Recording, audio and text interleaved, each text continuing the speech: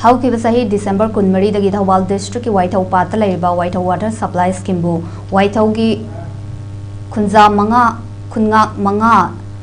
Dal Ising Pangande Haiba Wahauda Waitau Executive Youth Association Wayamadi Waitau Open Mera Paibina Water Supply Scheme Masibu Thong lonsinbagi khongjang sangsin duna lakpa adu ngasi department ki mioi singamadi khongjang loi singi marakta yasinaba purakpadagi water supply scheme thong lonsinbagi khongjang khudak ta hangdokkhre ngasi numit yung ba matamda khongjang loi singna water supply scheme asigi authority ki mioi singda thong lonsin lamba so sing khuchinaraduna wayagi advisor thiam kishanna phongdorakpada Fed Department ki Chief Engineer Kiran Kumar Laishram go wari sanarba matung hayengdagi pipeline tingduna yumda sing ta dripauba alternative option nama oina waithaugi khun manga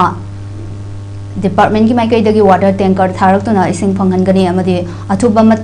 matamgi manungda pipeline tingbagi thabak so hauragani haibadagi water supply scheme thong lonsinbagi khongjang ase handokpani waithau khun gi miyamna khongjang sangsilingai manungda water supply scheme asigi makha da leiriba consumer singna thengnakiba awaba kaya adugidama warau bidanaba amadi ngasi waithaugi khunja singbu ising phangangani haina thajaba pibiragliba Fed Department ki official pumnama apenba phongdoksari haiba wafam phongdorakhi